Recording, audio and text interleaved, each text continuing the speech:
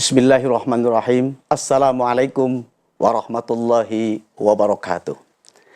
Alhamdulillahilladzi tawadda'a kullu syai'in li'azamatihi wa dhalla kullu syai'in li'izzatihi wastaslama kullu syai'in limulkihi. Asyhadu an la ilaha illallah wa asyhadu anna Muhammadan abduhu wa rasuluh.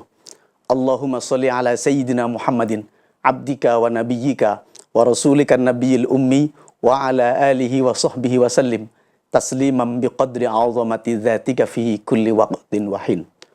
Wa qala ta'ala a'udzu billahi minasyaitonir rajim. Bismillahirrahmanirrahim. Wa allaw istaqamu 'ala tariqati la asqainahum ma'an ghadaqa. Al-ayah sadaqallahul azim. Alhamdulillah.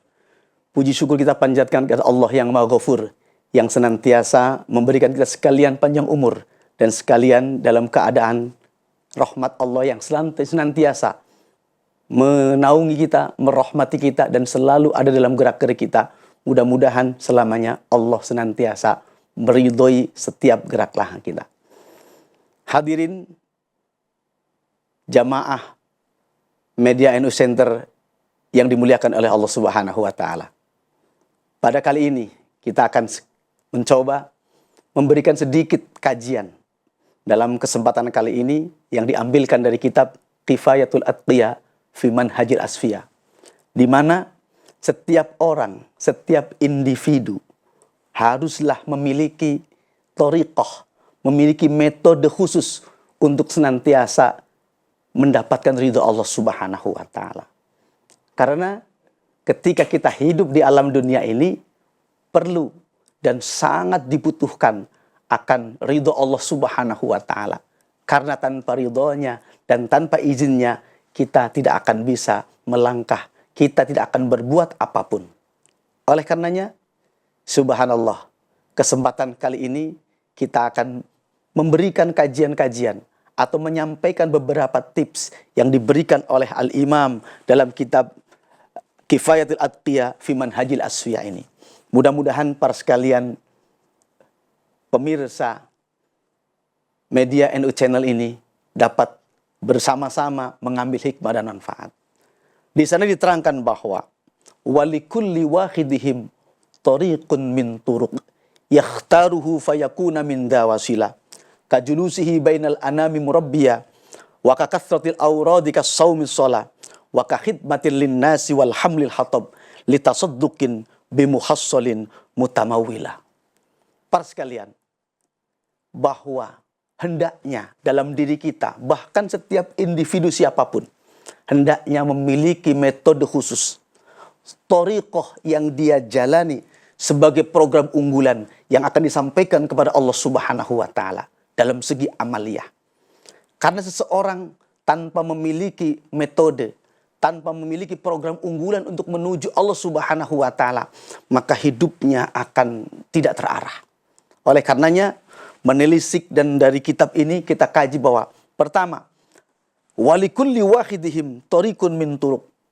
Hendaknya setiap orang memiliki satu metode saja dari beberapa banyak metode yang dianjurkan oleh para alimul ulama melalui kitab ini. Pertama, yakhtaruhu fayakuna min dawasila, yang dengan metode satu itu akan menjadikan wasilah perantara untuk dia menuju Allah Subhanahu wa Ta'ala. Dan ini sangat penting kedudukannya. Yang pertama, kajulusihi bainal anami murabbiya. Thariqah pertama, metode pertama untuk menuju Allah Subhanahu wa Ta'ala, yang pertama adalah hendaknya kita selalu bisa mengajarkan ilmu. Julusihi murabbiya, mendidik dan mengajarkan ilmu. Dan ini merupakan thariqah yang luar biasa.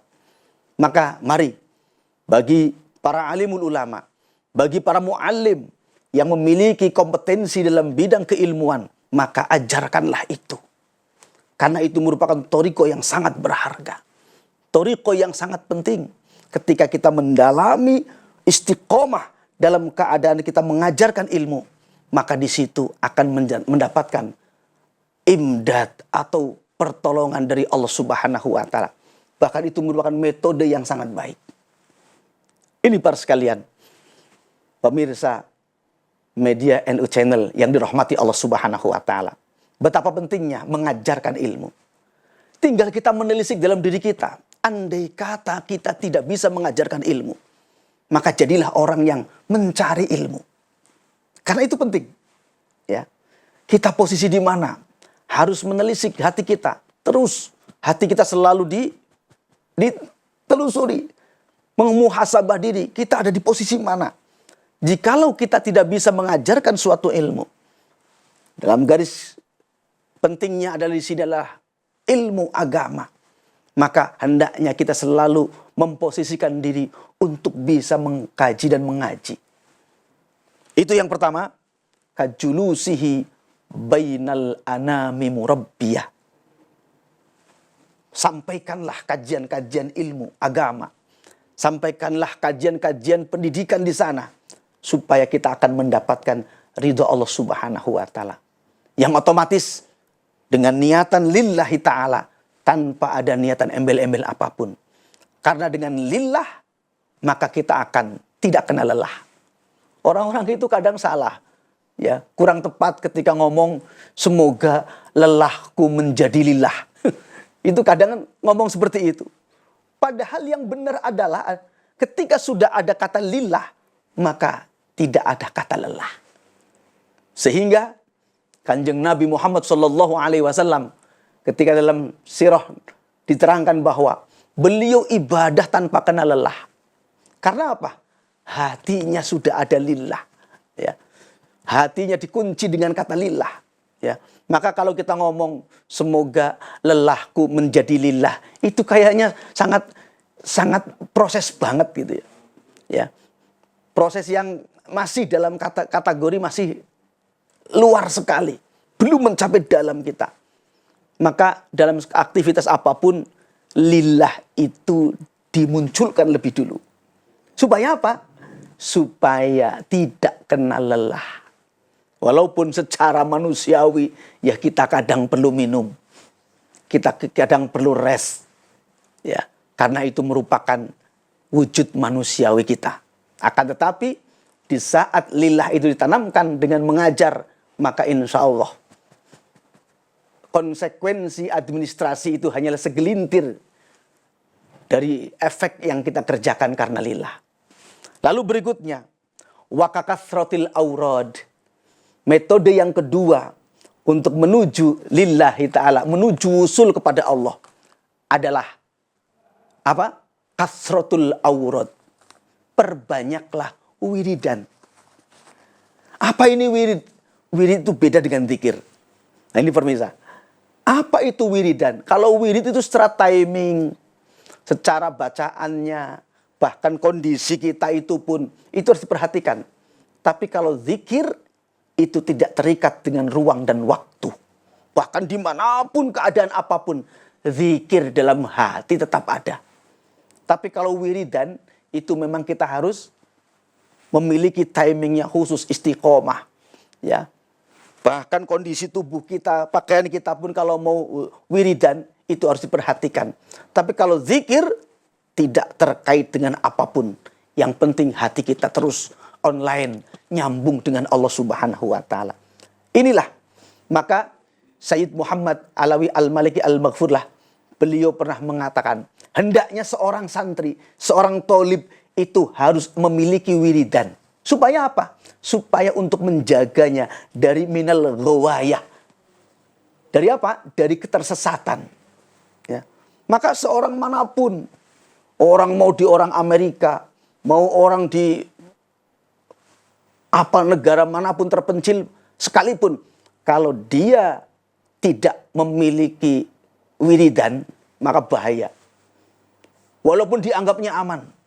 Kalau dia tidak memiliki satu amaliyah muwadzabah untuk berwirid, maka ini akan susah mendapatkan rahmat, mendapatkan ridho Allah Subhanahu wa ta'ala. Maka kasratul aurad ini perlu, ya. Loh, adapun adanya bilangan, itu supaya istiqomah saja, ya. Maka ulama kita itu menganjurkan, ini loh baca sekian kali, ini sekian kali. Karena setiap orang itu memiliki dosis tersendiri.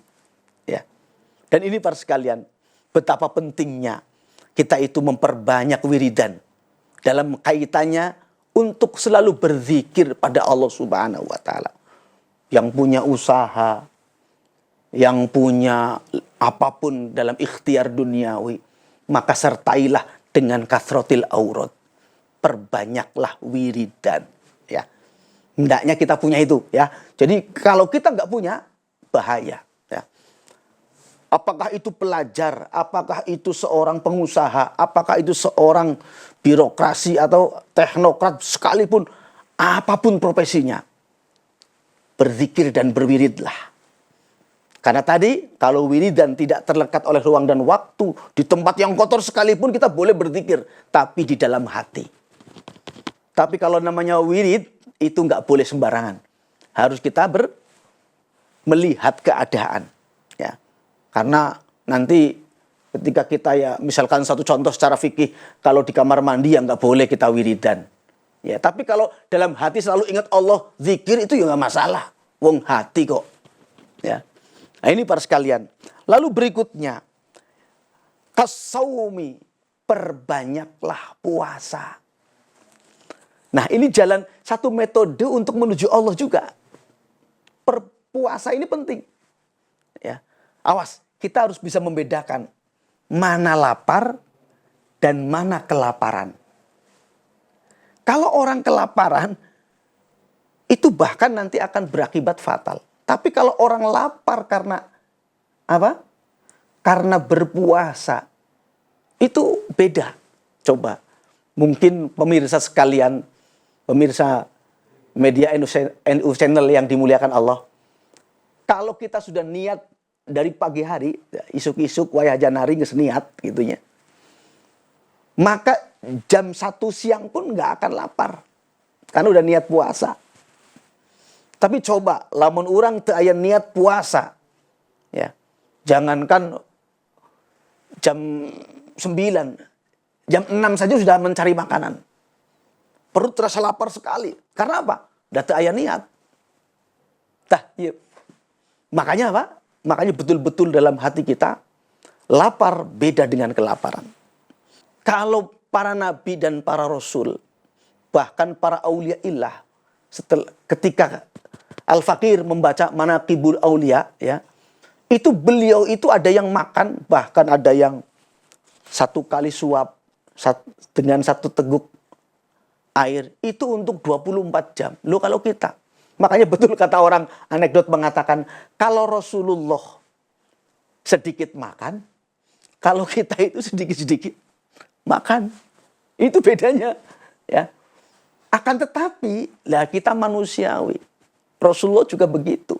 Ya, makanya ada wujudul a'radil basyariyah. Rasulullah ya manusia biasa, tapi la kal basyar.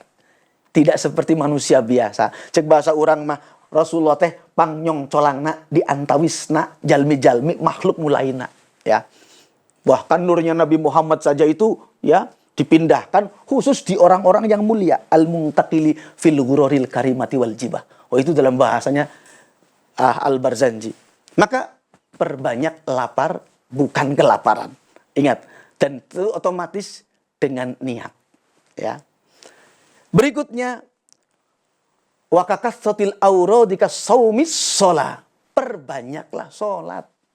Ya. Salat ini ternyata apa? Ya kalau kita kaji dalam kitab Fathul Mu'in itu ad-du'a ya, dalam arti secara bahasa, ya. Tapi kalau istilah itu aqwalun wa af'alun muftatahatun bit takbir wa muhtatamatun bit taslim, ya. Nah, salat ini banyak ininya, ya. Banyak sekali. Apakah salat wajib, apakah salat sunnah. Bahkan nanti kita itu dalam salat sunnah itu tidak terhitung, ya. Apalagi kalau kita bicara salat mutlak, maka perbanyak itu. Rasulullah saja ketika lagi banyak masalah itu perbanyak salat. Ya. Bukan perbanyak healing, ya.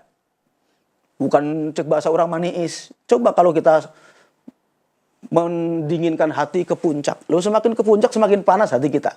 Karena apa? Pandangan kita itu justru bikin hati kita panas. Nah itu. Maka hati-hati ini. Ya, jangan terkecoh dengan bahasa healing, ya. Karena healing yang paling indah itu ketika apa? Ketika kita sholat. Rasulullah ketika dihilingkan oleh Allah itu apa? Isra Mi'raj. Oleh-olehnya apa? Sholat. Ini bulan Rajab, ini luar biasa ya. Jadi healingnya Rasulullah ya. Kiranya itulah yang dapat saya sampaikan pada kesempatan kali ini. Dengan kesimpulan bahwa untuk menuju ridho Allah, untuk mencapai ridho Allah, maka pertama hendaknya kita punya metode, yaitu jadilah pendidik yang baik. Kajulusihi bainal anami murabbiyah.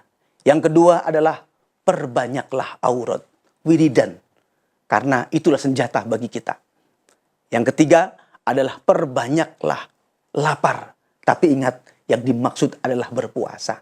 Dan yang keempat adalah perbanyaklah sholat. Mungkin itu yang dapat sampaikan pada kesempatan kali ini.